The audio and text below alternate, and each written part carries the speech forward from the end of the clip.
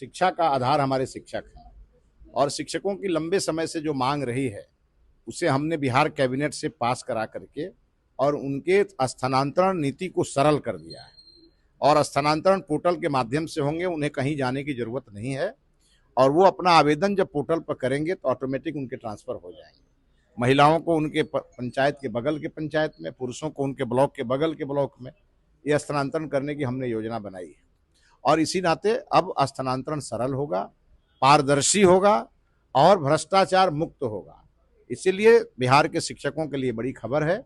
सरकार ने, माननीय मुख्यमंत्री जी ने और बिहार की सरकार ने उन्हें एक बहुत बड़ा तोहफा दिया है।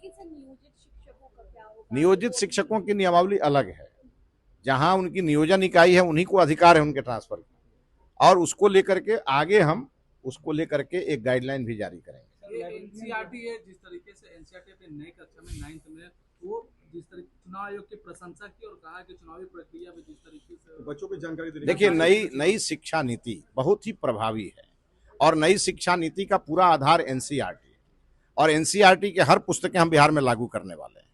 इसीलिए एनसीईआरटी जिन विषयों को भी संप्रेषण करेगी वो समझ लीजिए कि आगे आने वाले हमारे बच्चों के भविष्य के लिए आवश्यक होगी। चुनाव आयोग की पारदर्शी भूमिका को उन्होंने समाहित किया है, ये बहुत ही स्वागत योग्य है। राम मंदिर चोरी में जिस तरीके से दान विवाद में उसमें एफआईआर दर्ज की गई और 8 लोग को त्वरित गिरफ्तार किया। तो देखिए, राम के साथ जो धोखा करेगा वो नहीं बचेगा, कोई भी हो, और राम के रास्ते चलने वाली ही सरकार वहां बैठी है तो उस पर कार्रवाई होगी और अगर ऐसी कोई गड़बड़ी किसी ने किया होगा वो बचेगा नहीं। सर, बिहार में भी कोचिंग पर कुछ कार्रवाई वैसे जो सुरक्षा मानकों का पालन नहीं कर रहे, कोचिंग नियमावली हम लाएंगे, उसी में सारा रास्ता निकल जाएगा और उनके लिए पूरी तरह से एक गाइडलाइन होगी जिस पे उन्हें चलना। अब इससे बड़ा लापरवाही क्या हो सकता है कि स्वास्थ्य मंत्री हॉस्पिटल में जाए और प्रिंसिपल गायब हो। इसीलिए हमारी पूरी सरकार इस व्यवस्था को ठीक ढंग से लागू करने में लगी है। हमने भी ऐलान किया है कि जो शिक्षक हमारे पठन पाठन के लिए डेडिकेटेड होंगे उन्हें हम अपने सर पे रखेंगे और जो इससे खिलवाड़ करेंगे उन पे कार्रवाई करेंगे।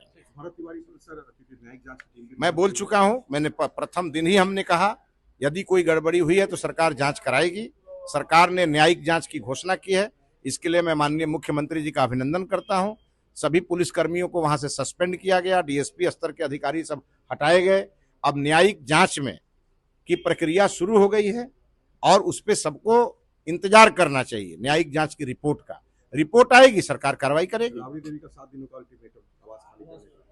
अब देखिए, हम सब लोग देश के गरीबों को घर दिलाने में लगे हैं और राष्ट्रीय जनता दल राबड़ी देवी जी का सारा कुनबा वो राबड़ी देवी को बंगला दिलाने में लगा है। अंतर यही है, देखते हैं आगे क्या होता है।